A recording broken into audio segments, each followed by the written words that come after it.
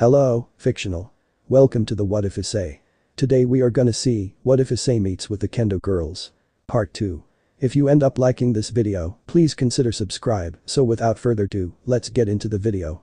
After Issei left the school grounds, he had started walking towards his home, thinking about everything that had happened during his conversation with Sona.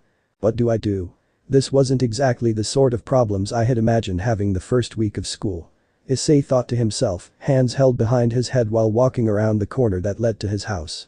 Issei would have imagined him having trouble keeping his old self hidden, possibly being whacked by katase and murayama for slipping up.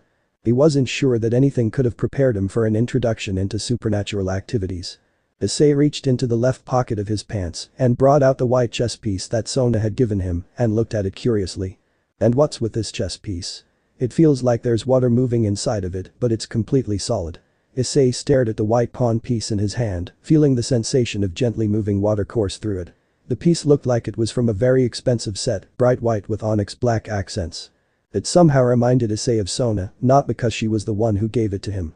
Issei figured it was the feeling of moving water and Sona's display of water magic back at school. Issei opened the door to his house and stepped inside, taking his shoes off in the entryway. "Mom, I'm home." He called out to his mother, who was probably in the kitchen, as she usually was by the time he got home from school.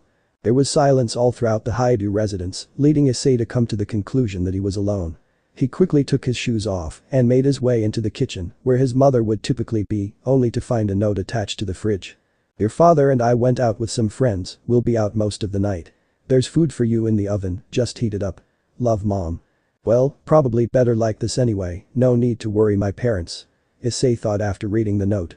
Issei put the note down on the table and walked up to his room, the chess piece rolling between the fingers of his hand. Once he made it into his room, he tossed his school bag on desk and laid himself on his bed. Issei held the chess piece that Sona had given him up, staring at it like it would tell him what the best option here would be, but Issei doubted this inanimate object held such answers. "So, according to Sona Kaichu, I have a sacred gear with a red dragon emperor. I don't understand how something like that could be attached to me without me knowing. I suppose doubting what she said would be counterproductive," Issei thought. He wouldn't have believed that any part of her story was true if it weren't for the wings and the magic show she gave him. So that left Issei with figuring out what to do next, because according to the violet-eyed girl, he would eventually be targeted because of the power this red dragon had. If that's true, then I need to get stronger to keep myself and others safe. But is joining her and becoming a devil the best way? The story she told me said that there was an uneasy ceasefire between those three factions, so by joining the devils, that makes the angels and fallen angels enemies. I'd think remaining a neutral party in this stalemate would be better. But who knows if that's even possible. Ugh, this is exhausting. Issei laid his hand with the chess piece down onto his chest. When the pawn came in contact with his shirt, it started pulsing, changing between the white color of before and the same blue that Sona had emitted. Issei's hand pulled away from the chess piece, his eyes widened to the size of dinner plates as it seemed to come to life. The pawn continued changing color and seemed to attach itself to Issei's chest as it sat in the center of his chest. Issei would have removed the chess piece off of him if it weren't for the sense of peace that it gave off. If he were to describe the feeling this seemingly simple pawn piece gave him, it would be that this pawn wanted Issei to accept it into himself. It wanted to help him achieve his goals, his ambitions, his desires, harem included. It held no intentions of leading Issei to harm. It gave Issei a calming feeling, like that of floating down a nearly still river, being carried by the gentle current. Issei relaxed on his bed, letting the pawn still rest on his chest, and felt the weight of the situation fade away with his consciousness. 10 minutes after Issei left the student council. Sona was in her office, sorting through the last bit of paperwork she needed to finish for the day, before returning home. Her queen Tsubaki was still at her side, helping file the papers. The Citri heiress was absent-mindedly signing the last of the papers as she thought of the result of her conversation with Issei Haidu. The majority of our talk went exactly as planned. But where did it go wrong? Everything I know about Issei Haidu had led me to believe that he would accept almost immediately. Sona thought. Tsubaki took the last papers from her king and filed them away. Just as the file cabinet was closed, a knock on the door was heard, both occupants looked towards it as it opened. Momo and Reya were revealed entering the student council office. Reya had her usual smile, but the usually bubbly Momo was more reserved, her face set into a neutral expression as if deep in thought. "Aichu, we've finished distributing the new club member forms," Reya said to her master. Her face turned to her fellow bishop and friend, her smile faltering a small amount for a brief moment before returning and speaking to Sona once again. Is there anything else you need from us? Sona's eyes went from Momo to Reya, then back to Momo. Being that they had spent the most time with Issei, perhaps they could give some insight about the meeting earlier. Momo, I would like to speak to you for a moment. Sona placed her elbows on the table, lacing her fingers as she rested her chin against them, before turning to Momo. Momo, how do you feel the conversation with Issei Haidu went? Momo set her glacial blue eyes on Sona's violet, her expression not changing. She had been thinking of this very topic as they finished their duties. She stepped forward a bit and addressed the vice president. Overall, I think it went well. Ice took the reveal well and was able to keep himself composed for the most part.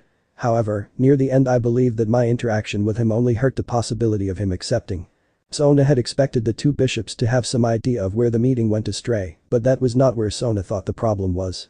Underneath Momo's bubbly and carefree appearance was a girl with an intuition as sharp as any Sona had ever seen, so her and Reya's input was valuable to bring the situation back into Sona's favor. How so? Sona asked her bishop. Momo started to fidget with her hands, biting her bottom lip before steeling herself, giving her response.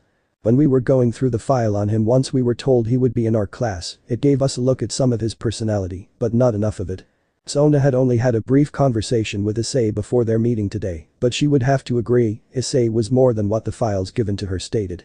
But she still didn't quite understand what her bishop meant, so Sona waited for her to continue. I said during the meeting that his two best friends weren't accepted into Kuo. What he told Reya and I in class was that they were his only friends aside from the two he made in the kendo club. Sona rose an eyebrow at this and began to put the pieces together. If Issei didn't have many friends, then he might hold that friendship in the same regard as family.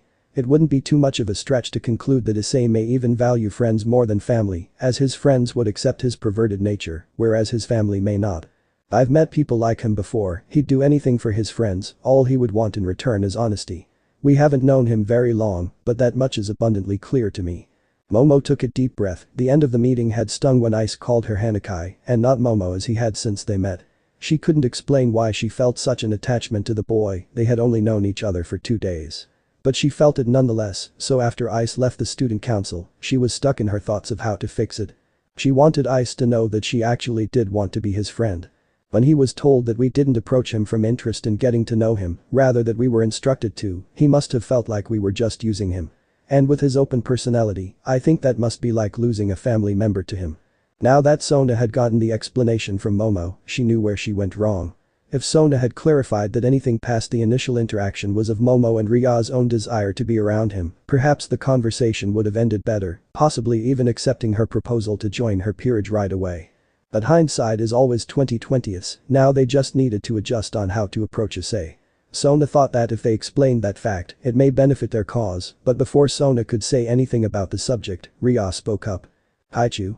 I believe Momo and I should talk with Ice, explain that we are his friends, whether he joins your peerage or not. At the very least, we would be an acquaintance of the Red Dragon Emperor, at best it could lead him to accept the reincarnation.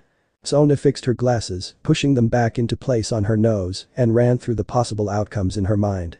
Just as Reya had stated, there weren't many downsides to having that talk with Issei, but Sona's plan required him to in her peerage. She thought the best option at this point was to gauge the reaction after they speak with him. I agree, speak with him before SCH. Sona was cut off by a pulling feeling and a magic circle on her hand appearing.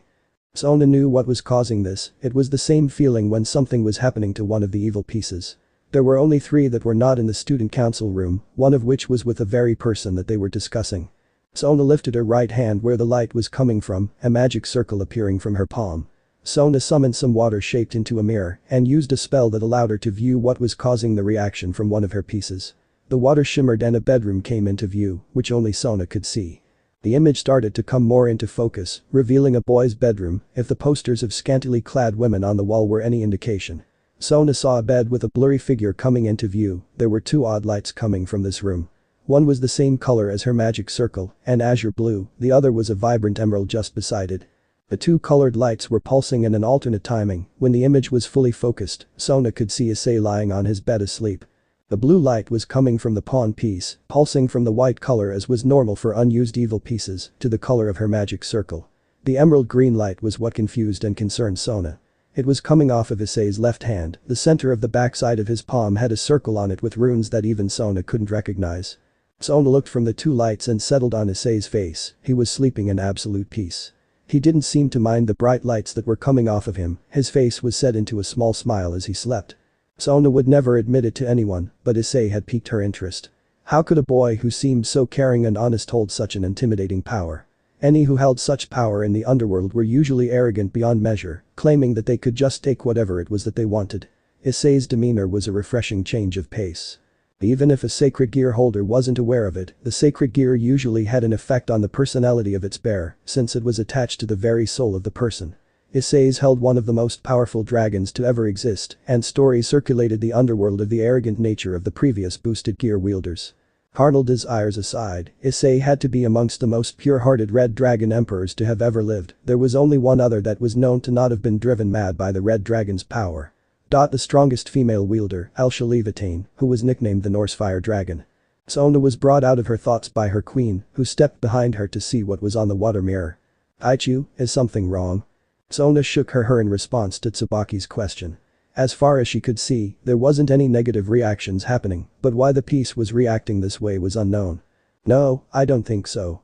It almost seems that the evil piece I gave Issei Haidu is reacting to the boosted gear." Sona began and was abruptly cut off by the pair of bishops.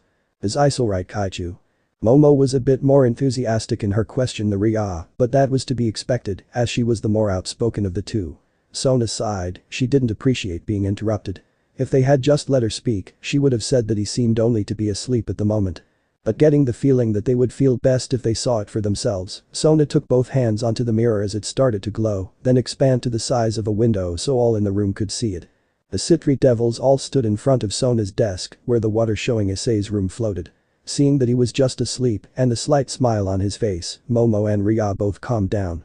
Watching the alternating lights continue for a few more seconds, Reya asked Sona the question that had first came into her own mind when she saw the lights. "Aichu, why are the evil piece and boosted gear reacting to each other?" Sona could only come up with a theory, she had nothing to prove it. But it was the only conceivable way she could think of to explain what was happening. Adjusting her glasses once more, Sona addressed her brunette bishop. "I only have a theory. But I believe that the soul of the boosted gear was partially awoken by the power imbued into the evil piece. This would explain the green glow from Issei Haidu's arm." As Sona finished, the green light changed from pulsing into a constant shine from the host's left arm.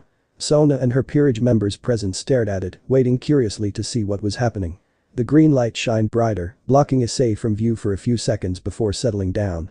Sona's eyes widened as she gazed back to where the light had come from, while the rest looked slightly confused by the change. There was now a green gem embedded into the back of Issei's palm, where the glow was coming from. And Issei's eyes were open, but in place of the usual light brown, they were the same emerald as the gem. "Ice's eyes the green."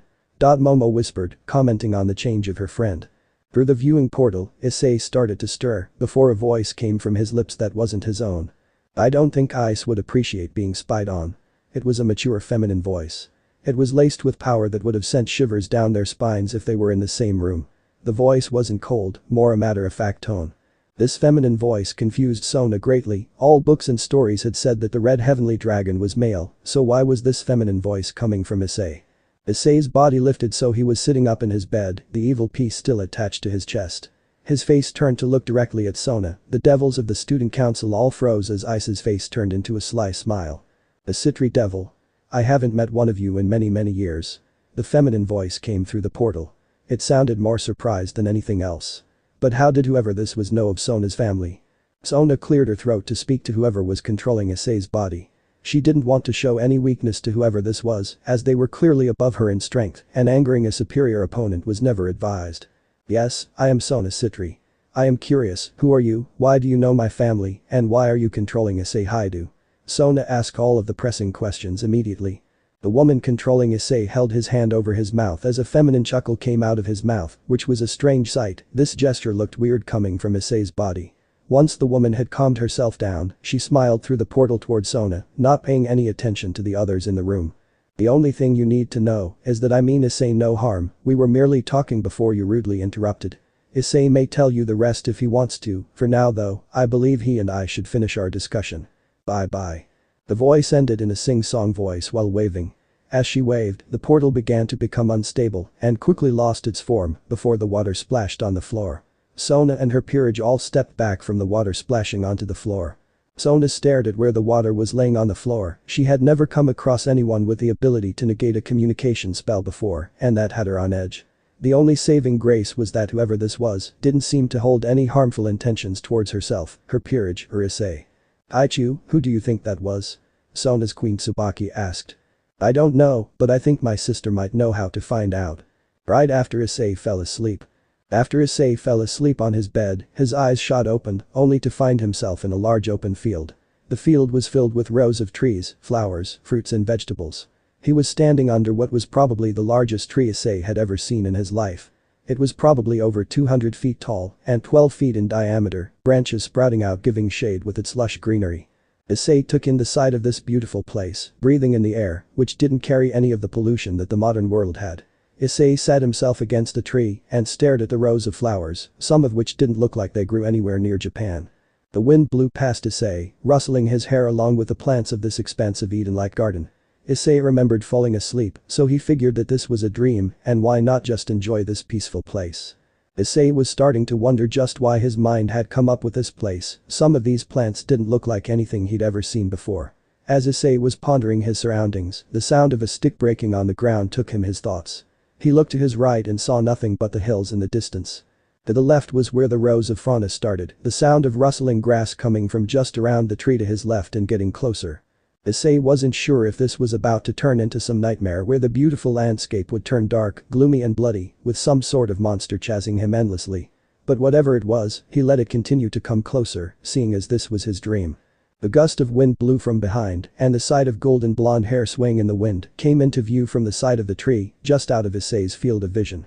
Issei's eyes widened as he saw the long blonde hair flowing, hoping that this dream wouldn't choose the moment he saw whoever it was attached to turn this pleasant dream into a nightmare.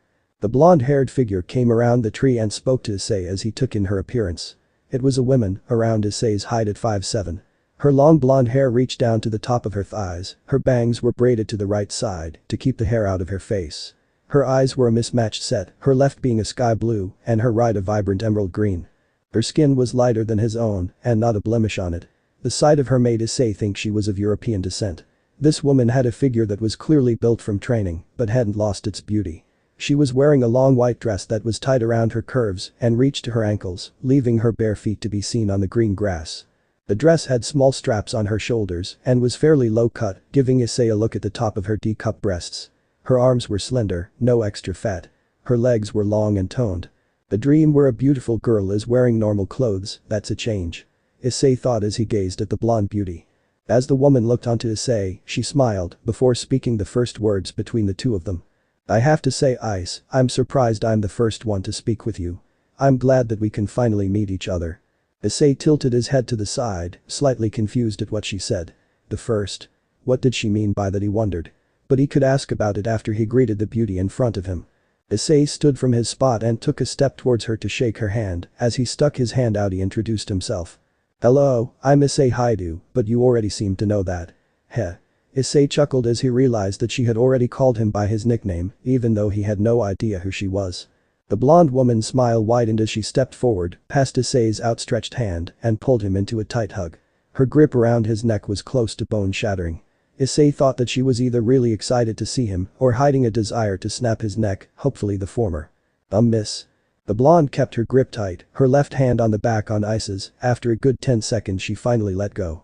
She stepped back, the wide smile not leaving her face. "I'm sorry Ice, after all these years, I'm just happy we're finally face to face," she said sweetly, her voice was like that of a woman in her early 20s. It was soft and held an excited tone. She placed her right hand over her chest as she introduced herself. "My name is Levitain, your predecessor, and welcome to my home." Issei was confused, he'd never heard that name before. Normally his dreams were of girls he'd met before and fantasized about, this was out of the ordinary, but not unwelcome. But then another part of what she said brought a question into his mind. What did she mean, my predecessor? Issei thought. Alsha giggled with her hand over her mouth and eyes closed. Her right hand extended and gently took hold of Ice's left. Ice noticed how soft yet sturdy her hands were, before a green flash emitted from the hand she held. But the Issei yelled out, startled by the sudden flash of light. He covered his eyes with his right hand. Once the light died down, the surprise didn't fade away, as now there was a red metal gauntlet covering his left hand up to his elbow. It was a crimson red, the metal plates looked like dragon scales, with yellow horn-like protrusions coming from the sides near his wrist. It was fingerless on the top, allowing him to use his fingers, and had an emerald green gem on the center. I stared at it in awe, as Elsha just looked at Issei's reaction. Once Issei finished staring at the gauntlet in curious awe, he realized that Elsha was still holding onto his hand, and he still didn't understand what was going on. This wasn't like any dream he'd had before, and this gauntlet seemed awfully close to what Sona had talked about. This gauntlet is the boosted gear, the Red Dragon Emperor's gauntlet. I was one of the previous wielders of Dreg. When one of the wielders die, a part of you is kept inside of it, which is where we are now, inside the part of your soul, where the boosted gear resides. Elsha explained. She tightened her grip on Ice's left hand, making the gauntlet disappear, now holding onto Ice's bare hand once again. Issei held her hand tighter, enjoying the sense of calming it gave him. Physical contact wasn't something that Issei was particularly used to from a girl, not even his mother after his downfall into perversity in middle school. Momo had been the only girl to actually seek physical contact with him since his first year. This was a welcome change. Elsha saw Issei staring at their connected hands. She didn't really mind, but their meeting had a purpose. She released her grip from his, bringing Issei's attention back up to her. Then the gears started turning in his mind of what she had said about their current location. So, I really do have that sacred gear, not that Sona Kaichu gave me a reason to doubt her. But Elsha, how are we inside my soul? Issei asked, not quite understanding how that was possible. Magic and things of that nature were brand new to him, so it wasn't hard to see why he was confused by this. When that chess piece you were given made contact with your chest, enough of its power radiate off of it for me to grab hold and bring you here. It's sort of like a dream, only much more vivid. Elsha's smile became smaller as she moved on to why she brought Ice here to talk with her. Her blue and green eyes bore into Ice's light brown. Ice, I've been watching you for most of your life, waiting for when we could finally talk. The meeting you had with the student council earlier, what the violet-eyed one said, is true. People will come looking for you eventually. You were correct in worrying about being strong. People will come for your family, friends, anyone they think that will allow them to use you as they see fit. Issei's eyes widened as he listened to Elsha. A normal person might just play this encounter off as a strange dream, but Issei wasn't really willing to take that chance. Especially if any part of it could be true, and if the existence of devils is anything to go by, there's too much he didn't know about the world to leave the safety of his loved ones to fate.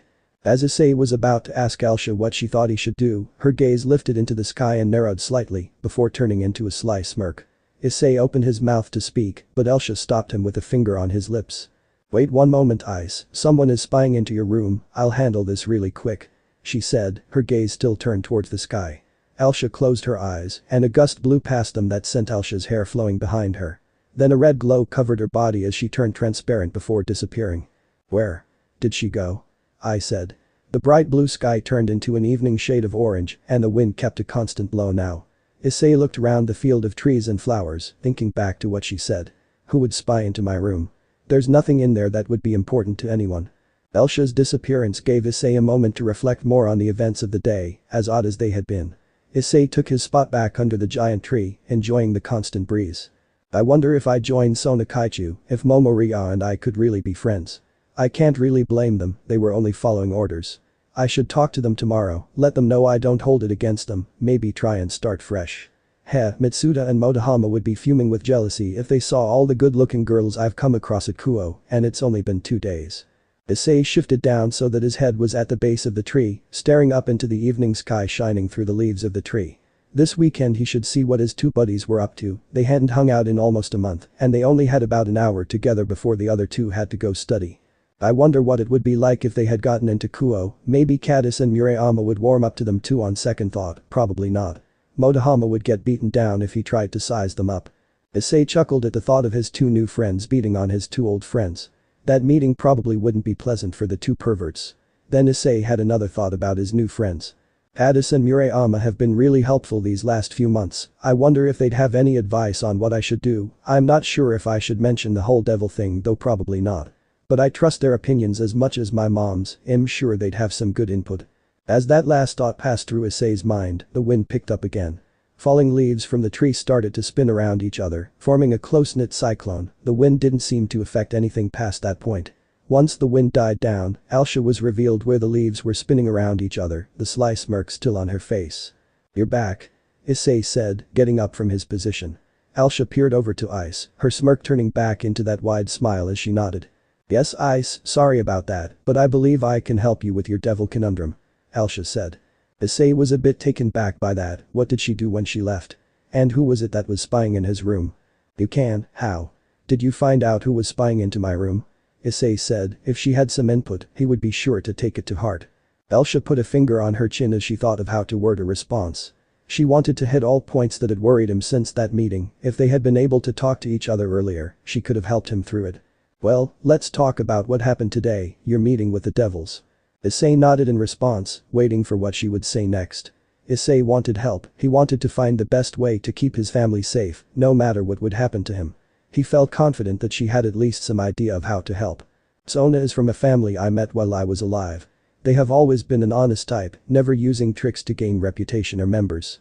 Alisha said, her experience with them may not have been very extensive, but the rumors that had been circulating the Sitri family rang true when they honored her decision not to join them as a reincarnated devil. Hearing this gave Issei a breath of relief. He hadn't doubted anything that she said, but was wary about just how far he could trust her. Issei wanted to get her opinion on Issei becoming a devil under Sona. Do you think I should take her offer? Issei inquired. Alisha shook her head at Issei, this wasn't her life, she had her time. That's for you to decide, this is your life. Issei slumped his shoulders a bit, seeing this Alisha's smile lessened as her eyes softened. As she recalled the meeting Issei had with the student council, specifically with the two girls Ice had befriended. She wanted to clear the air a little about this subject. Ice, about those two student council girls in your class. At the mention of the two girls, that was unsure if they were his friends or not, his eyes softened but nodded nonetheless. Alisha saw his reaction and understood it, so she continued. They may have only first talked to you because of Drake, but I'm almost certain that they really wanted to be your friend, you should talk to them tomorrow. Issei perked up when she said this, he wanted to believe that they were really his friends, but the way Sona told him that they talked to him because of what he held was disheartening. Alisha's smile returned seeing Ice had perked up a bit, this boy is too pure she thought. He was the one to speak up this time, with a subject that Alisha was slightly embarrassed she hadn't mentioned yet. Alisha, if you live in my sacred gear, where is Drake? He's supposed to be in here too, right? Alisha had a wry smile, her embarrassment was clear on her face. She nodded. He's here. As you are right now, you aren't strong enough to wake him up. I've been awake ever since your friend moved away when you were 6. And like I said earlier, I've only been able to talk to you because of the chess piece Sona Sitri gave you. Issei nodded throughout her explanation, he tilted his head at the mention of Sona Sitri. But decided not to bring it up, he'd just ask Sona herself. He instead decided to ask about how to wake Drake up. How can I get stronger so that we can talk and wake up Drake? As much as Alisha wanted Ice to make his own decisions, she also knew what it would take to wake up the Red Dragon. The normal way would be to gain enormous physical strength, which could take over a decade, which he probably didn't even have a year before more supernatural beings found him. Or, to become a devil. Waking Drake isn't easy, you'd need physical strength on par with world-ranked bodybuilders. The more common way is a traumatic event, which is how I did it. If you accept Sona Sitri's offer, the increase in strength and stamina would allow Drake and myself to speak to you anytime. But, Ice don't become a devil just for that. Issei nodded, the reasons to not become a devil had pretty much narrowed itself down to 2. The fact that he would make the angels and fallen angels automatic enemies. And what his family and friends would say or do should they find out. If Alisha thought that Sona and her family were trustworthy, then he could too. Don't worry, I haven't made a final decision yet, but I am leaning more towards accepting. I just want to ask her a few more questions. Very well. I think that is all the time I can keep you here, Ice. I hope we see each other soon. Alisha said with a smile and wave as Issei's vision became blurry. Issei sat up on his bed, rubbing the sleep out of his eyes. As he lowered his hand, it ran across the chess piece that was still attached to his chest. Issei grabbed it, feeling the same sensation of running water and running it through his fingers as he did earlier. Issei stood up, looking to his clock on the wall, it was 1030 p.m. Issei hadn't eaten anything since lunch at school, so he went downstairs to heat up the food his mother had left in the oven. Issei thought about the next school day as he waited for his dinner to heat up, there was a knock at the door. Ice put down the cup he had filled with water and walked to the door. Pulling the door open, Issei was greeted by 4 people, 2 of which he was greatly surprised to see. The first 2 were katase and murayama, them stopping by wasn't unheard of, but it was rather late for it. The other 2 were Sona and Momo. Hey. So what are all of you doing here this late? Issei stuttered out. Issei stood at his doorway completely dumbstruck as to who he was seeing. Katase and Murayama standing in front of his door in the middle of the night, with Sona and Momo just behind them. Katase and Murayama had a concerned look on their faces. Sona's face held its usual stoic appearance, but her eyes held a curiosity yet to be seen by Issei. Momo on the other hand did little to hide what she was feeling at the moment. She was fidgeting with her hands, biting her lower lip as her eyes kept glancing to Issei before quickly moving away. Issei could guess what the two girls of the student council were doing here, Sona because of whatever Elsha had done, and Momo because of the end of the meeting. But just why were Murayama and Katase here this late at night? As confused as Issei was at his unexpected guests, he was also kind of glad that Sona as well as Momo had paid him a visit as he wanted to talk to the both of them. But it was concerning to see Katase and Murayama here this late. Hey. So what are all of you doing here this late? Issei stuttered out. Murayama and Katase stepped forward without saying anything, dragging Issei inside with an arm locked each of his by the shoulder. Their worried looks fading into anger as they stomped into Issei's living room and tossing him onto the couch. Issei could only sigh in response. The only time they'd done this before was when they were really pissed at him for something. The last time they dragged him away was when they caught him staring at a busty brunette in town when they were supposed to be getting supplies for the dinner Issei's mom was going to cook for them. The berating he got that day was legendary. He'd never wished to go through that again, but it appeared something worthy of it once again. Issei looked up to the kendo duo, their angry faces glancing over Issei's body as if looking for wounds of some kind. Issei tilted his head to side slightly as he watched them looking over his body closely. He then noticed the two other visitors follow inside, closing the door as they entered. Sona and Momo took their shoes off in the entryway, something the other two hadn't done, and stood on the other side of the coffee table. Issei thought this was as good a time as any to hear what it was that he did this time to anger his two mentors' friends. What did I do this time? He asked nervously. Katase was the one to answer, her hands placed on her hips. Her reddish-pink eyes beaming with worry and anger, her anger boiled over in her voice. What did you do? Are you that dense that you forgot what day it is we said to let us know if you needed to cancel? Katase screamed out, Murayama nodding in agreement with her pink-haired friend. Issei flinched at the volume of Katase's voice. But then he began to think of what she was talking about, his eyes widening as he realized what she meant. Tuesday, we're supposed to meet up after school for my training shit, Issei thought. He had forgotten about that, his mind was too full of the devil proposition. It was an agreement between the three that if any of them had something else they had to do, they'd call or text the others to let them know, and he hadn't done that. Murayama stepped forward to be in line with Katase as she spoke up this time. You've never not let us know when something came up before, so we got worried that you got yourself into trouble, like you almost did with the chairwoman. We called you, and when you didn't answer, we decided to come see if you were home. Then some weird lights came from your room, and a girl's voice came from your window. We've been knocking on the door forever, Ice. Now explain yourself. Murayama's voice held more concern than anger, her volume was closer to a normal level. Both Momo and Sona's eyes widened at the words of the brown-haired girl, but for different reasons. Momo because she realized that the lights they saw were from the evil piece and Ice's boosted gear and when the female voice controlled his body. Sona due to the mention of the only female member of the school board. Then Arana Gremory, just what did Issei do that could have gotten himself in trouble with her? Ice was stuck, thinking of how to answer the two girls in front of him. He'd really like to tell them the truth, as he always had, including the devils and his sacred gear, but with Sona and Momo just a few feet away, they might react poorly to that. So just how could he hide certain details for the time being, without it being a lie? He had an answer, it wouldn't really give too many details, but would hopefully give enough to satisfy them for now. I am sorry. After I met with the student council, I was lost in thought on my walk home.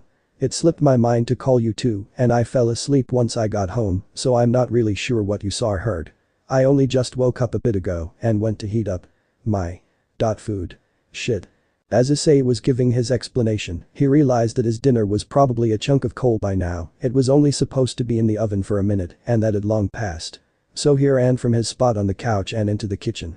When he stepped up to the oven, his worries were confirmed before he even had the chance to open it.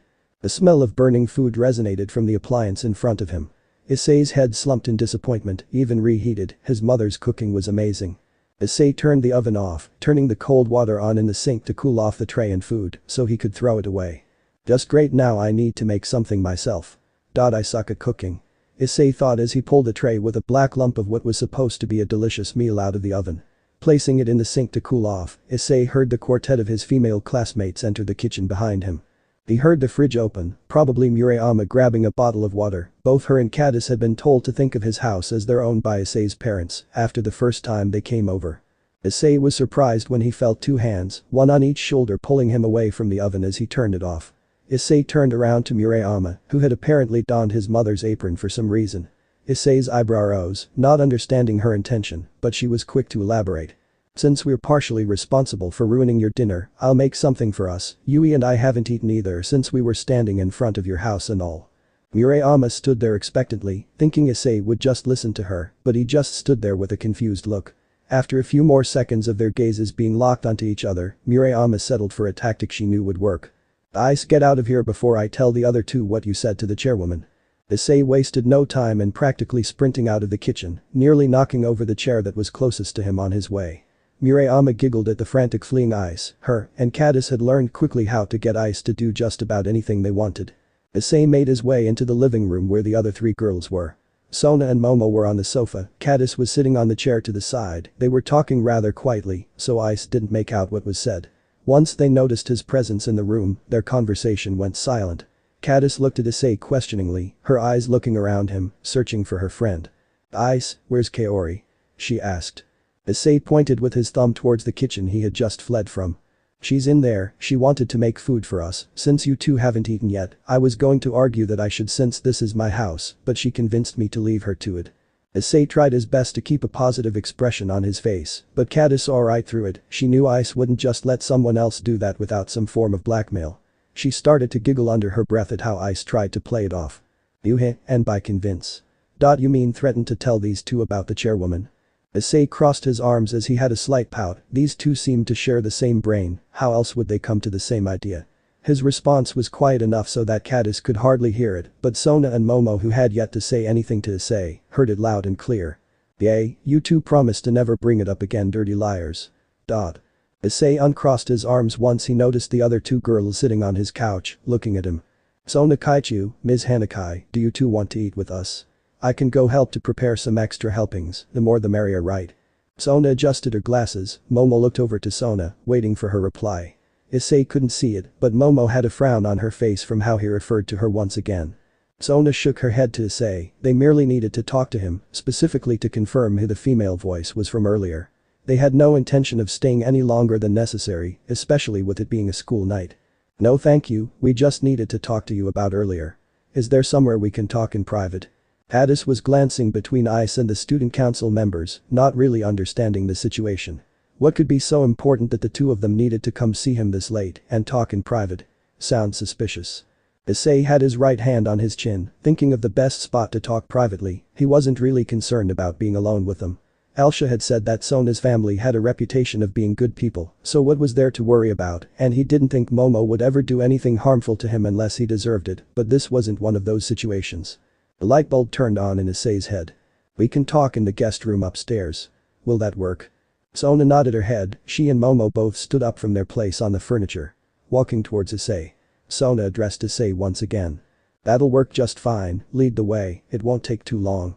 Issei nodded towards Sona, he started leading them towards the staircase upstairs. Once he reached the base of the stairs, Issei turned his head towards where Katase was sitting. If I'm not back down by the time dinner is ready, you two go ahead and start without me, shouldn't be too long though. Issei said to her, he thought it a bit rude to hold them up because he was preoccupied. Katase shook her head, whenever she ate with people, she refused to start unless everyone was present, and Murayama held the same habit. Probably a result of being so close for the majority of their lives. Nope, you know how Kaori and I feel about eating when someone's missing, just don't take too long. Okay Ice. I'll go see if I can help her out. Issei just smiled and nodded before turning back and leading the way to the guest room upstairs. Issei was standing in the guest room across from his own bedroom, while Momo sat at the edge of the bed and Sona stood next to her. Issei closed the door just to help keep their conversation private. Once that was done, he looked back to the girls. So, Sona Kaichu, what did you want to talk about? Sona took a cloth out of her pocket, then held her glasses in the other hand as she wiped them clean. Placing them back onto the bridge of her nose, her violet eyes taking a slightly more serious look to them, while the curiosity still was the most prevalent. Before that, I feel it necessary to explain what led us to visit you tonight. Issei nodded, he had a small idea, but didn't actually know what Elsha had done to end them peeking into his room. Seeing his nod, Sona cleared her throat and began to tell Issei what made her visit his home this late. After our meeting, I felt a reaction from the evil piece I gave you earlier. Evil piece is just the name of what devils use to reincarnate other beings into devils. I gave this piece to you, just in case you came into danger before you made your decision, and step in to save you if need be. This new information was a bit of a shock to Issei. What if he had accidentally turned himself into a devil before actually making his final decision? He felt lucky that hadn't happened. He also felt a little flattered by Sona, someone who, no matter how many times he stared at those violet eyes, was captivated and drawn in by them. And at the fact that if she were willing to step in to save him, she valued his life, even if it was for her own gain. Normally in a situation like this, a summoning paper would be given to you. But with your sacred gear, you'll need multiple pieces to be reincarnated, so you were in no danger of accidental reincarnation. I also gave the piece to you for another reason. Sona's eyes lost some of the seriousness they held, which was replaced by a sincere look instead. As Issei stared into those violet eyes, they almost seemed to glow as the light from above passed over them. An evil piece is connected to the one who is the king, or commander, of the peerage. In other words, me. Sona placed her left hand over her chest as she said this, gesturing to herself. Her neutral expression diminishing from the small smile gracing her lips and her eyes mirroring it. Our talk earlier was fairly brief. I didn't get to tell you that the evil piece I gave you is tied to my magical signature. In simple terms, a part of me is inside that chess piece. Holding it close will give you a sense of what I want, what I desire, as well as a look into my personality. Deeper than what is shown at school. There is more to myself than what I can show at school because of my position in the student council. And the same goes for the rest of my peerage, Momo and Reya especially. Sona gestured to Momo, who was still sitting on the bed. At the mention of her name she smiled up to Issei. A gesture which he returned before moving his eyes back to Sona. When I felt the evil piece react, I used my magic to view where the reaction was coming from. It showed your bedroom, with you sleeping. At first anyway. The evil piece was on your chest glowing, as well as your left arm, which was glowing the same green as the red dragon emperor's eyes. Then your eyes opened, and they were that same green. And a female voice spoke from your lips. She said she didn't like us spying into your room, and if you felt comfortable, you would tell us just who that voice was. Issei widened his eyes a bit. Alsha hadn't said any of that to him. He didn't know what kind of reaction Sona and Momo would have from learning it was a past wielder of the boosted gear, and he didn't know what kind of reputation Alsha made for herself. Before Issei could continue thinking of what to tell Sona, she continued. After she negated my viewing magic, I contacted someone who I thought would be able to better inform me of what I had seen. And I was told that the only possibility would be a past wielder. So my question to you is which of the two known female wielders was it? Alsha Levitain or Monica Kelpie? Sona had continued to surprise Issei. She used his nickname. She had only accepted calling him by his first name because he said he felt more comfortable that way. Issei thought this development was good. But her tone at the last name mentioned was somewhat cold. Had that person done something wrong? Sona Kaichu, you make it sound like one of these people is dangerous. Sona crossed her arms at his non-answer. But understood that he may want to know just why she was asking about these two women in particular. Both of them were dangerous in their time. Alsha Levitain was known as the Norse Fire Dragon. She was the strongest female wielder of the boosted gear. She generally used her power to help people. However, Monica Kelpie was the opposite. She became known as the Crimson Rain Empress. She slaughtered thousands just for fun. I merely ask because the guidance of either will help you to get stronger, but if it's the Crimson Rain Empress that I spoke to earlier, she will try to use you to continue her campaign of blood. Issei was still at a loss of what to tell Sona. If he said that it was Alsha, it could either soothe her worries. But then again, she could think that he's only saying that to get her to drop the subject. He started to fidget a little with his hands. Issei didn't have the means to prove who it was anyways. He wasn't strong enough. Aichu, I'm not sure you'd believe me no matter my answer. And seeing as I'm not strong enough to contact her on my own, I can't really blame you. She said she was only able to talk to me because of the power from the pawn you gave me. Sona smiled at Issei that had given her all of the information she needed. Alsha was talented in many forms of magic, whereas Monica only had talents for destruction and deception, so Monica wouldn't have been able to draw on the power of the evil piece. I see, so it was Alsha Levitain then. That's good to hear, Ice. That's all I wanted. I believe Momo wanted to speak with you as well. I'll see myself out. Momo, don't stay too long, it is a school night. Sona said her piece, not waiting for Issei to respond. Then she made her way downstairs, grabbing her shoes and making her way back to her own home. Addis and Murayama were standing shoulder to shoulder in the kitchen getting dinner ready for the two of them along with Ice. Murayama had started making omelets, seeing as it was a light food and she didn't want to spoil their appetite for the morning. Addis had taken to toasting some bread to go along with the omelets, as Murayama didn't want any help with anything else. Addis turned to her friend as she waited for the toaster to finish. Hey Ori, do you think he'll tell us about them? Murayama paused in her motion, thinking about it for a moment. She thought about the time they had been around Issei. She felt that there wasn't much they didn't know about him at this point, and he knew a lot about them as well. But this wasn't just any sort of information. What Issei was dealing with right now was more life-altering than him coming into Kuo with his pervy side running rampant. Yes, they knew about devils. It was the devils that brought them to their current living situation, indirectly anyways. They weren't angry about it, they both understood that it was a good opportunity for their parents. Maybe we should be the ones to bring it up. I doubt he will, and I wouldn't blame him. Addis nodded as they both returned to their respective cooking duties, the two of them thinking of how to bring up the subject.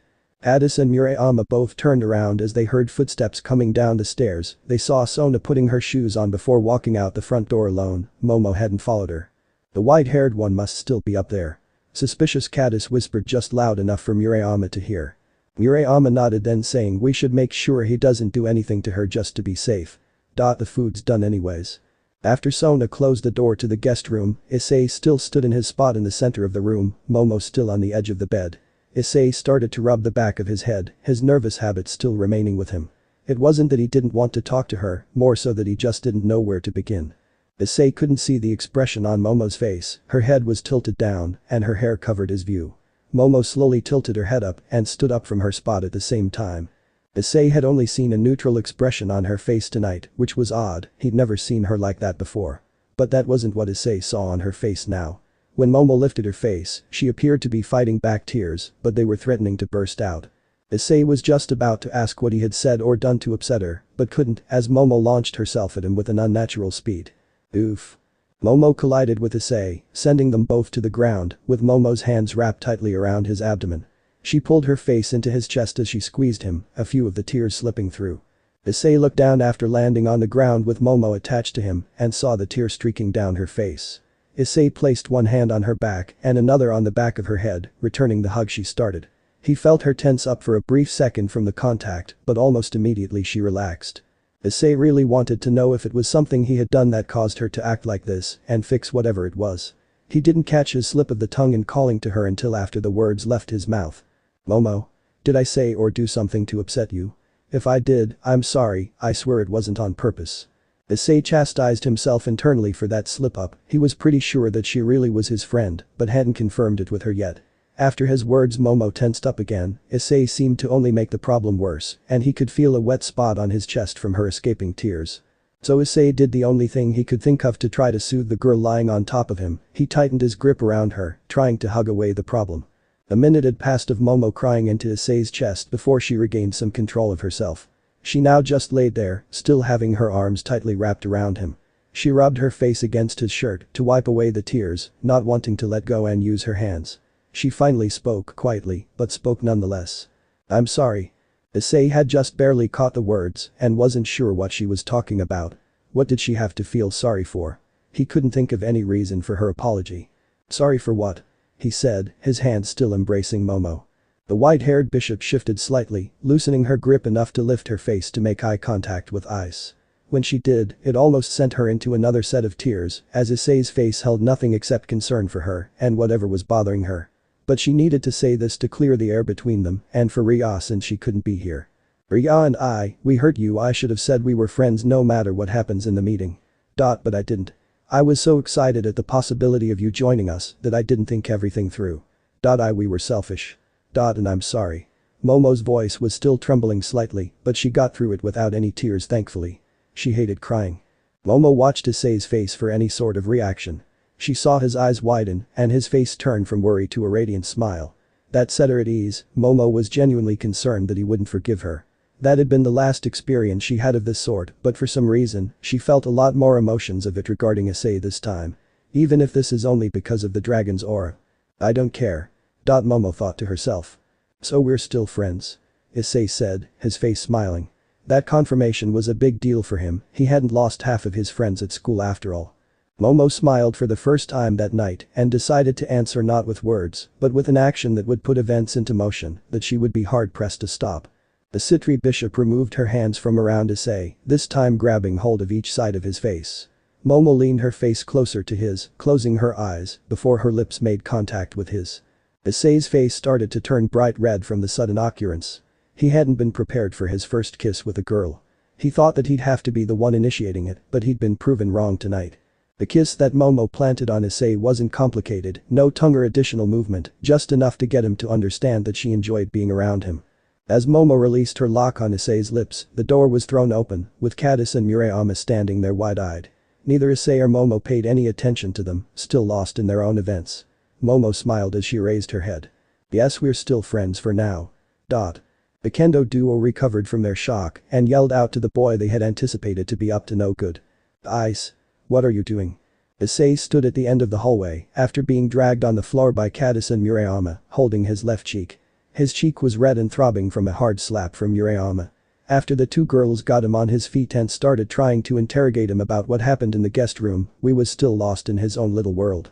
After the thud the two girls heard while they were trying to eavesdrop, they both feared what Issei was getting himself into even more, which escalated into panic when they saw a devil locking lips with their friend. When Issei wasn't responding to anything they said to him, they shared a knowing look with each other, after a mutual nod. Murayama gave Issei the hardest slap she could muster in the small space. What was that for? Issei asked, rubbing the sore spot on his face.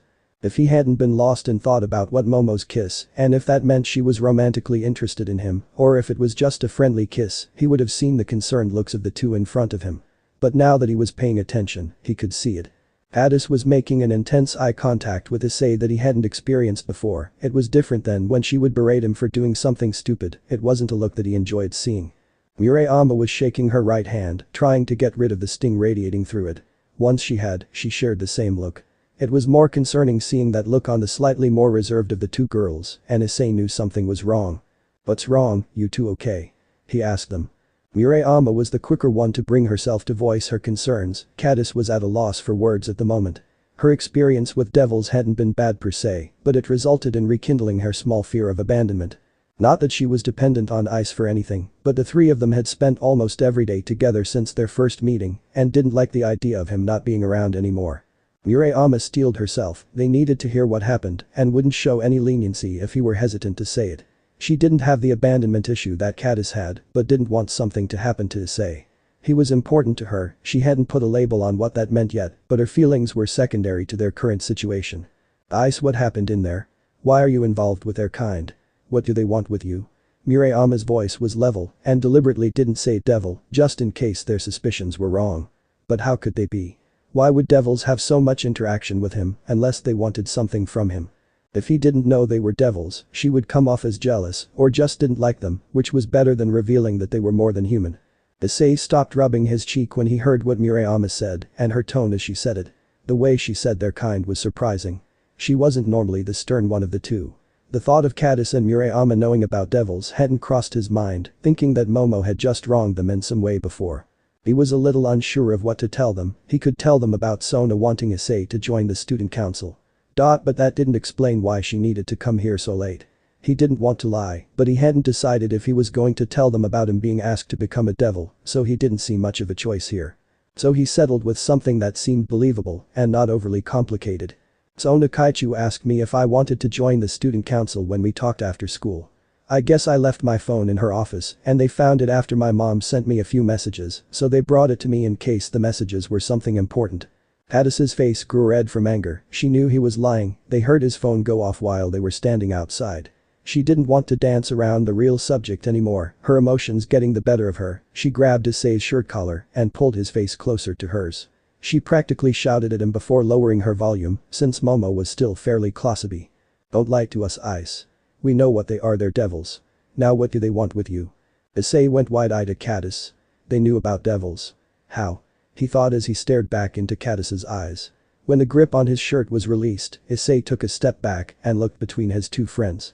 Their unyielding stares not wavering in the slightest. Issei then realized his lie had been seen through and that was the one thing he always said he'd never do to them. His head hung down for a second, feeling guilty for doing just that. I'm sorry. I wasn't sure if I should tell you about them. I didn't know if you'd believe me or if it'd scare you. I wanted to tell you, I swear. Issei said as he lifted his head up to make eye contact with both of them. Katase still hadn't recovered from her anger completely, especially when Ice hadn't really answered anything that they had asked him. You didn't answer the questions. Why are you involved with them and what do they want with you? Issei wanted to just come out and say it, but remembering that Momo was still here, he thought it should wait until they could talk alone. And then once he told them everything, he'd ask for their advice on what they thought and if they'd still be around if he did turn into a devil.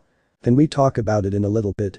Unbeknownst to the other three in the house, Momo had been able to hear everything that was being said. And once she heard that Katase and Murayama knew about the existence of devils, she paid extra close attention, also contemplating coming out to talk to the three that they meant no harm to Issei or anyone at Kuo. How do they know about us? This could be bad, they might sway Issei against joining Kaichu, I need to clear the air here.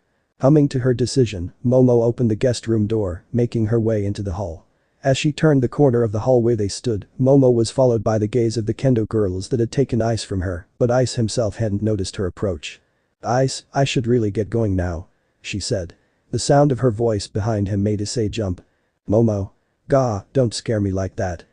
Phew, it is pretty late, so, I'll talk to you tomorrow. Issei said hopefully. The memory of the kiss coming back in full force, but Issei was able to keep his face from flushing thankfully. He smiled over to his white-haired friend as he turned to face her. Once his back was turned, Katase and Murayama sent Momo suspicious glares, they weren't just what the girl was pulling by kissing Issei. Momo smiled back and nodded her head. Happy to see that their friendship was back on track. Her eyes then went to Katase and Murayama who were still staring at her. Yup, before I go I'd like to say something. I could hear you talking from the guest room, devils have really sensitive ears. I just wanted to say that Ice is my friend, devil or human doesn't matter to me and we'd never intentionally bring any harm to him.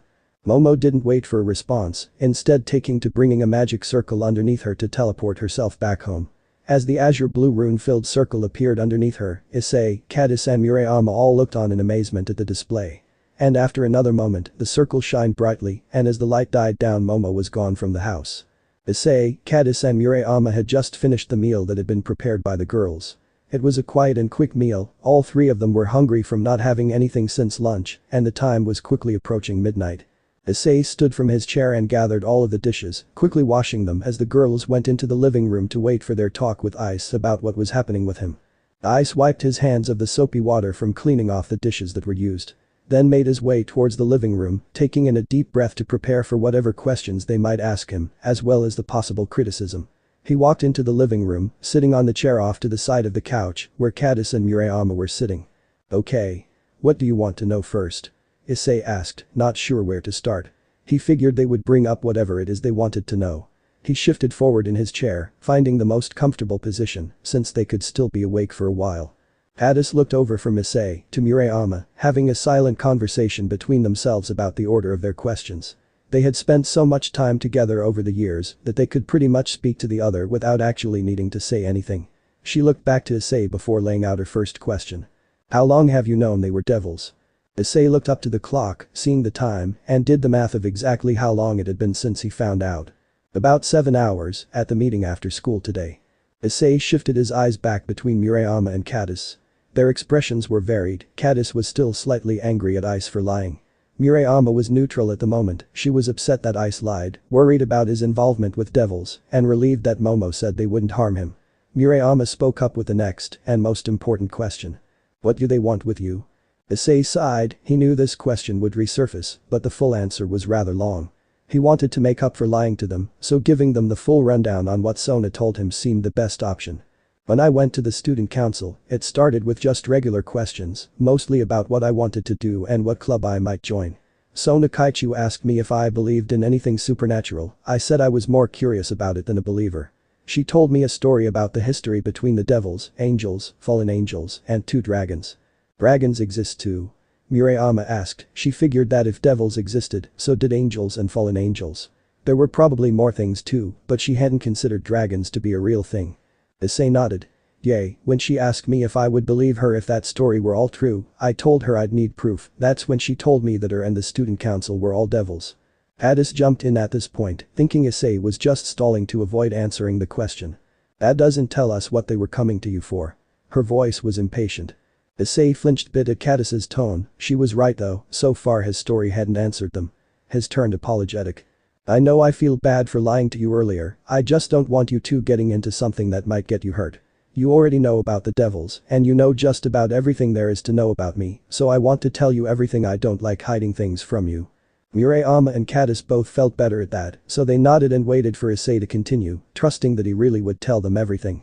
I didn't know why she would tell me that they were devils, so I asked what it was they wanted.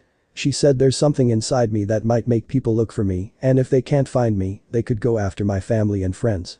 I thought maybe she just wanted to take whatever this thing was, and that'd be the end of it. But she said that she wanted me to join her to become a devil. And that she wanted my help saving a friend from something, and to help change the underworld by teaching young devils in a school she wants to open. She said she would help me get stronger so I could protect you too, my parents, anyone I care about. The two girls got a little nervous when Issei said that they, along with anyone Ice knows, could be in danger just for the fact that they were associated with him. And even more so when he mentioned Sona asking him to become a devil. Katase was the more affected, if only by a little bit. She lost eye contact with Issei, her head hanging down when she spoke up. When she asked if you'd become a devil, what did you say? I didn't give her an answer, she gave me this chess piece, and then I left. Issei said as he reached into his pocket, pulling out the pawn piece Sona handed to him. When Issei touched it, the blue color pulsed again, this time barely emitting any light that was nowhere near the intensity it had earlier. Issei felt the same sensation of moving water when he held the pawn in his hand. The girls breathed a relieved sigh that he hadn't become a devil yet. Issei brought them back out of their heads when he said that wasn't everything he had to say. After I got home, I was holding this pawn and fell asleep, or I guess was forced unconscious. Katase and Murayama both had confused expressions when he said that, now they didn't blame him for not calling them after school.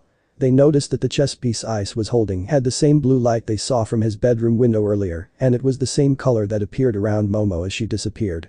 The thing Sona said I had inside me, it was one of the dragons from the story she told me, and a soul of one of the previous wielders, forced me asleep to talk to me, she could only do it because of the power from the chess piece, I'm not strong enough to talk to them yet. Katase and Murayama both thought, noticing a pattern, that Issei seemed to have a lot of girls starting to come around him. They didn't speak up though, rather just listening as he continued what happened to him, no matter how strange all of it may sound. Her name was Elsha, she said that the dragon is still asleep and will be unless I get stronger. So I can't even use whatever abilities this dragon gives me. Elsha told me that she knows the family that Sona is from and that they're trustworthy, they don't lie to people to get them to join them. After that, I woke up and you guys were knocking on the door. The two girls just sat there, taking in all the information that Issei had given them. He was asked to become a devil, they could be hurt just for knowing him, and he apparently had a dragon's soul inside of his. They both noticed how Issei hadn't said whether he wanted to accept the offer or not. Do you want to become a devil? Katase asked, looking at the boy sitting to the side of her and her friend. Issei shook his head. Issei was looking exhausted from today, in a matter of under 12 hours, his entire view of the world had been changed. Honestly, I don't know what to do. All I really want is to live with people I care about in peace, but even Elsha said that was pretty much a pipe dream, that eventually people will come for me. So I guess all I can really hope for is to keep those people safe, if I can do that, I don't care what I am. Issei was going through scenarios in his head, what could happen if he didn't accept becoming a devil, and possibly never waking his gear when he needed it. And then if he became a devil, he'd at least have a chance to protect the two in front of him. That brought another thought made its way to Issei, what would happen to their friendship if he did become a devil? The thought made him nervous, he didn't want to believe they'd throw that away, but it was a possibility. Katase Murayama. If I were a devil, would we still be friends? His question was quiet, the girls knew he only got like that when he was afraid of whatever the answer would be. Murayama answered for the both of them, not waiting for Katase to think about it. There was no way they'd just push Issei away because he became a devil to keep them and his family safe. Even though he was considering becoming something that was written to be nothing but evil, his intentions were anything but that. Of course we would, is that why you haven't answered yet? Both Katase and Murayama smiled when they saw Issei nod slightly with a small frown on his face. Underneath all the perversion, Issei was a pure and simple guy. All he really wanted was people to love, whether they be friends or something more, and to help those who needed it. That, and how my parents would take it if they ever found out. They're finally proud of me again, I really don't disappoint them any more than I already have. Issei said, his tone coming back to normal, knowing now that he'd still have two good friends no matter what. We'll help you with whatever you need, Ice, as long as you don't change back into a pervert. Katase said, her soft tone turning into a teasing one at the end. She agreed with Murayama, what Ice was biologically didn't matter. Thanks guys. Issei said with a laugh, if he reverted back into the pervert he used to be, he knew there'd be hell to pay from these two. With knowing that they would be by his side, his decision was just about made. But there was still one more thing Issei wanted to know before he made it final. And was just who Sona's friend was that needed his help and what that help entailed. Sona made it sound like she had a plan. If he was going to change his entire being to help this person, he needed to know what that plan was. I think I might do it, become a devil I mean. I just have to ask Sona Kaichu one more question. Who is her friend that needs help and how she intends to do it? The girls looked curiously at Issei, seeing his expression change when he talked about helping this random person. The silence continued with the trio lost in thought. Then Murayama brought them back to reality with a question that couldn't further from anything they had been talking about. Hey Ice. Why don't you call Yui and I by our first names? You called the girl earlier by her first name. Issei and Katase both stared at Kaori, they were taken back by her question, it was just so random. But Katase agreed, why didn't he? He knew them longer and better than the thieving Snow White. Issei turned his head up, a hand under on his chin. I guess because I didn't think you wanted me to, and I didn't want to make you mad and get hit any more than necessary. Well you should. I think we've passed that point don't you? Issei woke up to his alarm clock, groggy from staying up later than he usually did and then had too much on his mind to fall asleep quickly. He was laying on his bed face down, blanket barely covering the lower half of his body from all of his tossing and turning in the few hours of sleep he actually had. He slowly lifted his left arm, bringing it down full force onto the noisy clock that dared disturb the rest he really needed. Issei groaned as the light of the morning sun came through the clit in his window curtains, raising his head to wipe away the sleep that wanted to pull him back in. Ugh mornings. I hate them. What can't school start in the afternoon? He groaned in a raspy morning voice. Issei lifted himself up with his arms, trying his best to not fall back asleep, and pulled his knees in to sit on. Issei stretched his arms up, yawning, finally coming out of his daze. A feminine voice came from behind him near his desk. If you foo good morning sleepyhead, I take it you're not a morning person. At the sound of the voice in his room, Issei turned 180 degrees and jumped back towards the headboard of his bed, smacking the back of his head on it as he overshot his movement. Issei closed his eyes from the sting the sudden contact with the wood gave him. Issei rubbed the spot of his head where he hit, slowly opening his eyes to see who had trespassed in his room. He was absolutely sure that he locked his door when he fell asleep. He wouldn't forget to do that after the one time Murayama and Katase slept over and decided to pour ice cold water on him to wake him up to go for a 4:30 am run around town. As his eyes opened, his vision was fairly blurry, still recovering from both just waking up as well as the impact against his bed. He could see the outline of his window, his desk next to it, and a shadowy figure sitting in the chair at the desk, with one leg crossed over the other. The shadowy figure was clearly a girl, based on the curves he could make out. The hair was long, so it wasn't Katase. But the hair of this figure cascaded over the front of her shoulders, so it wasn't Murayama either so who was it? Issei's vision continued to clear, he could now make out the color of the hair of the girl in his room, it was same brown as his, and the hair that laid over each shoulder was tied into braids. Issei had only met one girl with those features, but why would she be in his room so early in the morning? Issei's suspicion was confirmed as his vision returned fully and he could see the girl facing him. The light brown eyes, with that gentle smile, and overall calm demeanor. There was no doubt about it, Issei was seeing Reya in his bedroom and as far as he knew, he was awake. So Issei asked the only thing he could at the moment, with his brain still not at 100%. Reya, is that you? Why are you here so early? The figure who Issei thought to be Reya stood up from the chair and made her way towards him, her hips swaying with each movement. Issei couldn't help but to get a little excited at the sight in front of him, an alluring female figure swaying her hips as she walks towards you in your own bedroom, it was the start of many fantasies he'd had in the past. For this to be happening first thing in the morning was like a dream come true. As the figure stood in front of him, he could take in the full form clearly and it was most definitely Reya. Bending down to be eye level with Issei, the braids of her hair swaying from the movement but still laying in the valley between her ample bust. As Issei was struggling to keep eye contact with her, his eyes wanting to just stare at the magnificent pair of breasts a mere 2 feet in front of him, she placed her right index finger on his forehead and pushed lightly. Her smile widening as her push almost made Issei fall back into his bed. Ifufu, yes, that's me. I wanted to talk to you, I thought you might enjoy me waking you up. Issei recovered from Reya's contact before falling into his bed, sitting back up. His eyes landing on the strained white button-down shirt of the girl's cool uniform, noticing how the button between her breasts was straining to keep them hidden from the world, secretly wishing that it was burst open to give him a peek inside. Issei's drowsy state left him in limbo between his old perverted self and his new and more controlled mindset, so he at least wasn't making grabbing gestures with his hands. Reya's gaze caught where Issei was looking, but didn't really mind, knowing how hard he was working to control himself, an occasional slip-up wasn't that worrisome. Instead of scolding Issei, she aimed to kill 2 birds with 1 stone. First and more importantly, was to have the same progress as Momo, not wanting to fall behind. And secondly was to make sure Issei was fully awake. Reya placed her right hand under Issei's chin, her thumb resting just under his bottom lip, and pulled his gaze up to hers. She leaned in closer, just as Issei had met where her eyes were, and closed them before her lips made contact with Issei's. Her kiss to Issei was quick, lasting barely 2 seconds, but it did the trick. Issei was wide awake now.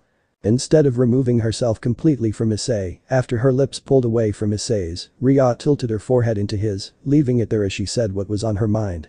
Issei's eyes were wide in shock, 2 girls that he'd only known for less than a week had kissed him on their own, and for reasons he didn't understand. I want you to know that I'm sorry for how I handled things between us. Issei tried to focus his sight onto Reya, but with her being so close, her head laying against his, he couldn't, so he settled for closing his eyes to take in everything she was saying. Reya's voice was only held more emotional than usual, which was new, seeing as he had only been around Reya when she was calm and smiling. I wish I had told you how much I want to know more about you, to spend more time with you. Even after only 2 days, I know you're an important person to me. The surprise kiss from Reya had brought what little function Issei's brain had gained to a grinding halt. He wasn't ready for anything of the sort and was just scrounging for something to say to the girl as he was taking in the scent of whatever shampoo Reya had used recently. The only thing on his mind was the pleasant smell of strawberry radiating from the brunette attached to him. He tried to speak to her, but she cut him off as she lifted herself back to a standing position and held her finger against his lips. I need to go, we can talk later, okay? Instead of words, Issei only nodded, his mouth held open, still recoiling from the shock of the unexpected events. Reya smiled again towards him, tracing her hand along Issei's jaw as a blue magic circle appeared underneath her and disappeared just as Momo had the night before. Issei made his way downstairs to have something to eat before heading off to school. As he made it to the base of the stairs, he caught the side of the entryway to his house, seeing 2 extra pairs of shoes. Oh yeah, they stayed over since it was so late. Issei thought, realizing that the shoes belonged to katase and murayama. This wasn't the first time they had spent the night at his house. A few weeks after they met, Issei learned that katase had been living with murayama for a while now. Murayama had said that their house was being fogged for termites, so she asked if they could stay over for a night. Little did Issei know, that was only a ploy to try and test his resolve in the training they had been giving him. The 2 girls had gotten into his room in the middle of the night, gotten into the skimpiest clothes they each owned, and crawled into his bed after setting a camera in the corner to see how he would react to waking with them in his bed when he woke up. They had been genuinely surprised when he hadn't even tried to grope them, seeing the quick results of being separated from his 2 perverted buddies from his other school. Thus they were determined to limit the time he spent with Matsuda and Motohama. The more controlled Issei was actually pleasant to be around. Issei stepped into the kitchen to find the 2 girls already sitting down at the table with his father. His mother just finishing cooking their breakfast, she turned to see her son enter and sent him a teasing smile. Ice, you should have told us Kaori and Yui were staying over, we would have just gotten a hotel room to give you 3 some privacy. His mother said, much to the dismay of the 3 teenagers, both katase and Murayama choking on their drinks. Issei had turned bright red from the implication that he invited the girls over for an intimate night alone without nosy parents around. Patching onto the tone of his wife, Issei's father continued to embarrass the 3 teens as he lowered his newspaper to look his son in the eyes. So Ice, who can we expect to have our first grandchild? Mom, Dad, what the hell? Was the only thing Issei could say in response to his parents. He told them over and over again that they were only friends and nothing more. But they still insisted that there was more going, and his father couldn't have been more proud. As a young man he wished to build a harem of his own, apparently the apple didn't fall far from the tree. His mother spoke again, further driving in the sentiment that her husband had started. I wouldn't mind having both of them as my daughter-in-law. His parents were too weird to handle sometimes. Issei was on his way to school, walking in between katase and Murayama, who had been glaring at him ever since his parents made comments about them having children together. They thought that Issei had given them the idea that there was something going on when there wasn't, they were only friends. That was all. Ice made sure that his eyes were set straight ahead of him so as not to set off either of the girls, he could feel their gazes burning a hole into his head. They had been walking like this for the past 15 minutes and were getting near the school gates. Before they made it into the campus, Issei wanted to explain that he hadn't said anything to warrant his parents' comments, they just had already thought of the 2 girls as family, given the amount of time they spent around Issei. Issei stopped in his tracks on the sidewalk about 300 feet from the entrance to Kuo Academy, the 2 girls stopping with him and their gaze never leaving his temple. Issei sighed as he glanced at each of them and spoke. I swear on my life that I have never given my parents the idea that we are anything but friends, they just really like you too. he said, holding his right hand over his heart in an attempt to give extra meaning to his words, but it didn't work. That was made clear by the words Kata said. You lied to us yesterday, so how can we believe anything you say? She said as she crossed her arms under her chest, still glaring at Issei in a combination of irritation and embarrassment. Issei turned towards the pink-haired girl, the volume of his voice reaching levels that were dangerous, almost being able to reach the students on the campus grounds. Seriously, I said I was sorry about that, how was I supposed to know you knew what they were? Issei caught on to how loud his voice was and rightfully corrected it. His hands together in a prayer-like manner, begging for them to forgive him for something he hadn't actually done. I didn't say anything like that, I swear. Please, don't be mad at me, I hate it when you two are like this. Even with his begging, the two girls kept their arms crossed and the glare on Issei. But then their glare faltered and both were sent into a fit of laughter. Katase was holding her hands around her stomach and Murayama tried to hide her laughter with a hand over her mouth. BFFT, ha ha ha ha ha. Did you really think we were mad at you, Ice? We know your parents were just messing with you. Katase said, trying to keep herself from laughing long enough to speak. Her and Murayama often played off of the teasing his parents would give him whenever they came over, last time it was just about which one was his girlfriend. Now having kids with both of them. Issei was stuck, he had gotten used to the teasing, but he really thought they were still mad about the lie from last night. But he was relieved that didn't seem to be the case, so he resumed in walking to school. Issei was thinking about how and when to approach Sona about his last question, before possibly becoming a devil. Should he do it before or after school? Probably after, who knows how long that process takes, and would it hurt? As they walked through the gates, a tug was felt on Issei's shirt from the right side. Looking towards it, he saw Murayama looking at him like she wanted something. What's up, Murayama? Murayama's face turned into a pout. Ice, you agreed to use our first names, she said through puffed cheeks and narrowed eyes. Issei rubbed the back of his head, he forgot about that part of their conversation. He had a small smile on his face as he spoke. Sorry. Kaori, I forgot. So, did you need something? Murayama let go of Issei's shirt, glancing between him and Katase, she nodded. When you go talk to the vice president, can we come with you? Issei was surprised that they wanted to bring themselves around the devils of their school, he didn't think they would after how they interrogated him last night. Issei didn't know how they knew about devils, but that was something that could wait until later. Issei couldn't think of a reason for them not to come with if that was what they wanted. I don't mind, but are you sure that you want to? He asked, looking from Katase to Murayama. Katase stepped a little closer to her two friends, keeping her voice low enough so that no one else would be listening in. We're sure, Ice. We told you that we'll help you with anything. And this is a big deal, we want to be there for you. Katase grabbed onto Issei's hand and held onto it, her eyes held both a comforting and serious look. Issei smiled at her, grateful for their support. She was right though, this was a big deal, and having friends by your side to support you was always a good thing. Alright, we'll go talk to Sona Kaichu after school then. Let's head to class. The final bell of the day rang throughout Kuo Academy, signaling the time for Issei to go and talk with Sona, with Katase and Murayama by his side. He slowly gathered his books and put them in his bag, he didn't need to rush, since the two girls were coming to his classroom before heading off to the student council office. Issei hadn't seen Momo or Reya all day, they weren't in any of his classes today. He figured that whatever Reya had to leave for this morning involved Momo as well. But during lunch, Issei had seen the tall girl with long straight black hair, Tsubaki Shinra. Issei asked if he could speak to Sona after school, which she said that it wouldn't a problem. She was a little apprehensive about him bringing the two girls that were seated next to him, but Issei told her that they had known about her kind longer than he had, so she reluctantly agreed and left to inform her king. Issei hadn't really been paying attention in his classes today, thinking of the things he wanted to ask Sona before giving his final reply on if he'd become a devil under her. He had gone over all of the things that happened yesterday, which was a lot more than he was used to. One thing that Elsha said to him stood out to him, she referred to Sona as a Citri and not Shitori. That'd be his first question. Ice, you ready? Murayama's voice came from the doorway. Issei looked up as he placed the last book in his bag and saw the two girls ready and waiting. Issei held a nervous smile, it was time to possibly change his life forever. Honestly, I'm nervous, but let's go. Issei, along with Katase and Murayama, stood at the door to the student council. Issei held his hand out to knock on the door, he looked to his left where the girls stood beside him and took a deep breath as he saw them give a nod telling him that it was now or never. Knock knock knock. Issei lowered his hand, waiting for someone inside to allow him to enter, he didn't wait very long. The door was pulled open and one of the two members whose name he hadn't yet learned was the one standing there. It was the girl with blue hair and eyes who was only just a bit shorter than Tsubaki. Her ocean blue eyes met Issei's, then glanced over to katase and Murayama. She must have been informed that there would be 3 rivals, because she didn't look surprised to see the 2 girls.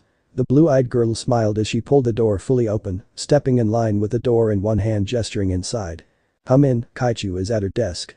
The 3 nodded and entered inside in single file, Issei leading the way. Katase and Murayama took in the look of the expensive and rather fancy-looking furniture pieces that the student council had. Issei was only facing straight ahead. Walking deeper into the room of the student council, Issei saw the rest of the members and one who he couldn't recall seeing before. She was a girl just about Issei's height, maybe a tad shorter, with raven black hair just like Tsubaki and Sona. Her hair was held into a ponytail with an orange ribbon and flowed down to her calf. Her eyes were the same violet as Sona's, but they didn't pull Issei in like Sona's did. While Sona's eyes were calming and poetical, this new girl's eyes were mischievous. She wore the standard girl's uniform, with black socks that ended just below her knees. Her figure was just as alluring as the red-haired girl Issei had met yesterday. Her arms and legs were toned and slender. The most eye-catching aspect to her for Issei was the size of her breasts. "They're huge," were his thoughts as he had a hard time looking away. But a quick pinch to his side from Murayama brought him back to reality. The new girl was finishing up a discussion with Sona, so when the door opened, her full attention was drawn to the 3 new bodies in the room. Her violet eyes landed on katase and Murayama and seemed to be appraising their value, for what exactly Issei wasn't sure. When her eyes came to Issei, the look of appraisal left and a flicker of familiarity came with a matching smile. This girl looked to be the very definition of the perfect traditional Japanese woman with all of her features. The new girl faced directly towards Issei, then Sona spoke just quiet enough for the humans in the room to be unable to hear it. Akeno nodded with a smile before walking towards Issei to leave the student council office. As she walked past Issei, her eyes stayed on him and her smile turned from a kind one into a smile that sent both excitement and shivers throughout his body. Once she was past him and had closed the door behind her, Issei saw both Momo and Reya standing side by side. Reya had that calm and sweet smile she usually did. Momo was waving exuberantly, bouncing slightly as she did. "Tsubaki informed me that you wanted to speak to me. What is it that I can do for you, Issei?" Sona said, bringing his attention from the 2 bishops to her. Sona was now in front of her desk, leaning backwards onto it. Issei noticed that she seemed more relaxed now than she had when they last spoke in this room yesterday.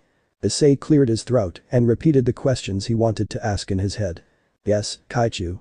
I'm pretty sure I have my answer to joining you. I just wanted to ask a few questions before making it final." The girls of Sona's peerage had fallen in line to the side of the room, listening closely.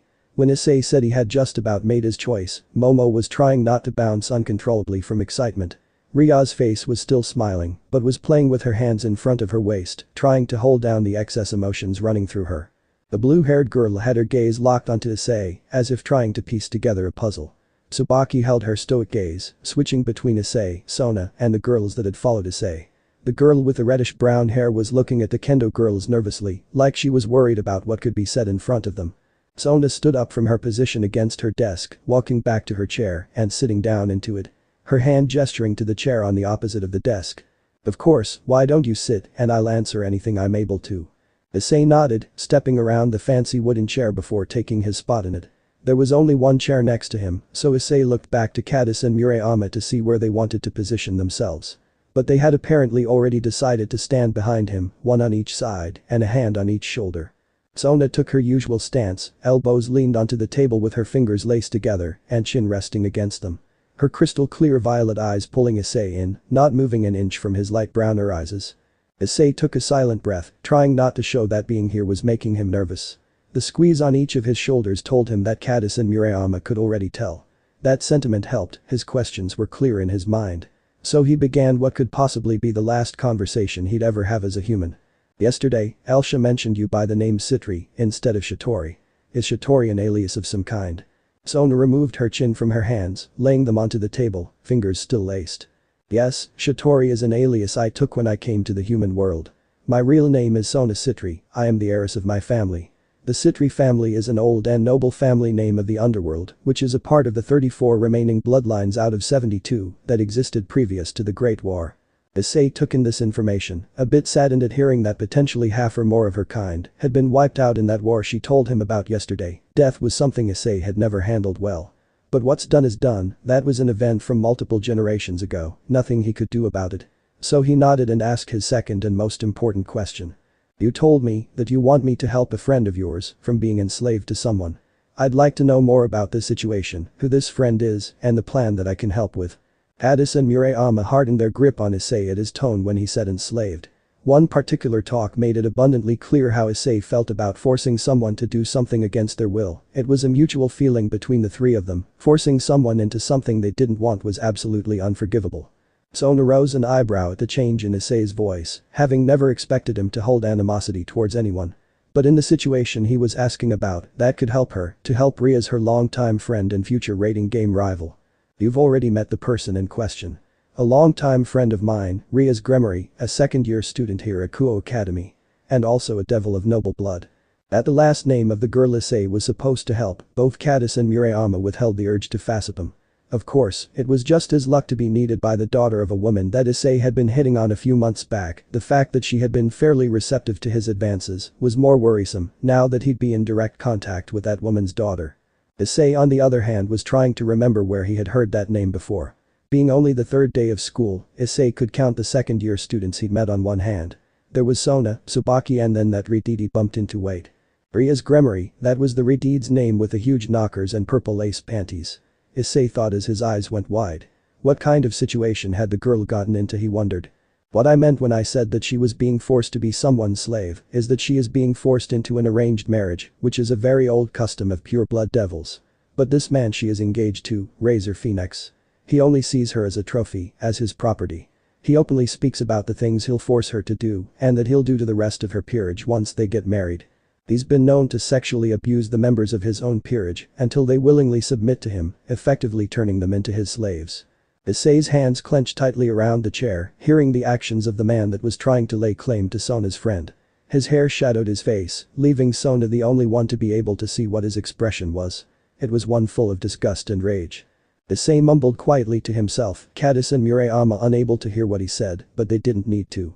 They knew Issei well and had a very good idea of the things that were going through his mind. The female devils in the room, however, were all a bit shocked and happy at what they heard Issei mutter. Women are not toys. They're people and should be admired, respected, loved. Not beaten and broken to do anything you want. This monster deserves nothing but death, beaten into the ground until there's nothing left. Feeling the tension coming off of Issei, Katase and Murayama both leaned forward, their cheeks nearly touching his, and alternated whispering to try and calm Issei down. Ice, you need to calm down, Murayama spoke first. No one here is in danger, he'll get what's coming to him. Katase finished, they both lifted themselves up when they saw Issei release his grip on the chair and lift his head up. Issei, if you decide that you want to join me, I have a plan that will ensure no one will be able to harm Reya or her peerage. Reya's only option, other than Razor agreeing to end the engagement, is another custom devils have, it's called a rating game. Issei's eyes still held some anger from thinking about how Sona's friend would be treated if this marriage were allowed to happen. But it was minimal compared to just a moment ago, thanks to Katase and Murayama. Issei took a deep breath in through his nose and let it out through his mouth, letting the rage dissipate. Then returning his gaze to Sona, she continued explaining her plan, seeing Issei's attempt to calm himself. A rating game is where a devil with a peerage is set against another peerage in combat. The rules vary based on the type of game, but the goal is to incapacitate the king of the opposing peerage, along with any of the other king's servants. Should you be the winner, Reya's engagement will be dissolved. However, should you lose, the marriage will be set in stone, with no further options to escape it, outside of either Reya or Razor dying. Issei was listening carefully of how to free Reya of this man, who seemed to be as evil as books had described devils. What he took away from her explanation was that all he really needed to do was to take out Razor and the marriage wouldn't happen and she'd be safe. So he would need to train himself with that in mind if he were to join Sona. At this point, it sounded like Reya needed Issei just as much as Issei wanted to protect his loved ones. The doubt Issei felt about becoming a devil had further withered away, his ambition to protect everyone he could taking over. Now there was only one more thing Issei needed to know, how the process worked and how it would affect him. Aichu, can you tell me what goes into the reincarnation process? Will I feel anything from it? The entirety of Sona's peerage had been standing there silent, just listening to what the two of them said. They had the misfortune of meeting Razor on one occasion, and the impression he left on them resulted in a similar response to the one Issei had given. Razor didn't deserve any of the girls that he commanded, he was devil trash. When Katase and Murayama leaned close to Issei's face, Momo tried her best to restrain the jealousy that was clawing its way out of her. Reya merely looked on in great interest, not minding the very obvious feelings the kendo girls shared with Momo and herself. But Reya seemed to be the only one to accept how she felt about Issei. Dragons attracted both power and lust, they were also known for guarding anything they valued with great ferocity. Sona lifted her hands, palms facing up to the ceiling, the newly familiar blue magic circle appearing just above her hands. A chessboard appeared in Sona's hands, with one set of pieces on the board, with some of the piece missing. Sona placed a board onto her desk and picked up the king piece. The pieces left on the board were 7 pawns, 1 rook and 1 knight. The remaining pieces were the same pure white as the one she had given Issei. The board that the pieces stood on was glowing in an azure blue, pulsing just as the pawn had in Issei's grasp last night. As I said last night, these chess pieces are used to reincarnate beings into devils. Once used they turn to the color of their respective king, in my case, blue. These pieces reside inside of each member and give the person they are used on certain enhancements. The feeling of when this piece enters you differs from each king, my members will tell you it feels like floating down a river. The pieces can be forced to bond with anyone, but each are best suited with specific type of person, and each have their merits and faults. The bishops are best suited to an empathetic and supportive personality, which are Momo and Reya, they get enhanced magical prowess. My knight Tomo Meguri gets a boost to speed, this piece is best used with someone who's loyal beyond any other. My rook Tsubasa gets incredible strength and defense, is best used with those that have unbreakable morals. That leaves what are 2 most versatile pieces. My queen Tsubaki Shinra gets the perks of all the other pieces and is best for the one closest to the king in personality. The pawn has no immediate bonuses. But when they enter enemy territory, they can choose any piece to promote to, except the king. Pawns are best when paired with someone who can blend into almost any situation. As Sona listed off the pieces, she pointed to the girl with reddish-brown hair Tomo Meguri as her knight. The tall girl with blue hair and eyes, Tsubasa, as her rook. Tsubaki was her queen. And by process of elimination, Issei would be a pawn. Being called a pawn was a little bit of a blow to the ego until Sona explained how the pawn was useful. Along with the queen, they could be the most influential of the pieces. Floating down a river just like last night.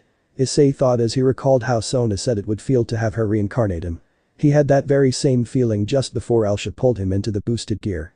Issei stood from his chair, taking a glance at each of the people he knew and trusted in the room. Momo and Reya, katase and murayama, were all looking at him. He stood less than a foot in front of Sona's desk, he'd made his decision. Aichu, I want to join you. Sona smiled brighter than she had in a very long time. She had just gained the Red Dragon Emperor as a member of her peerage. Her plans changed the underworld for the better were now looking far better than before. End of the here. So that's it for today's video guys, before you go just like the video and share it with your friends. Bye.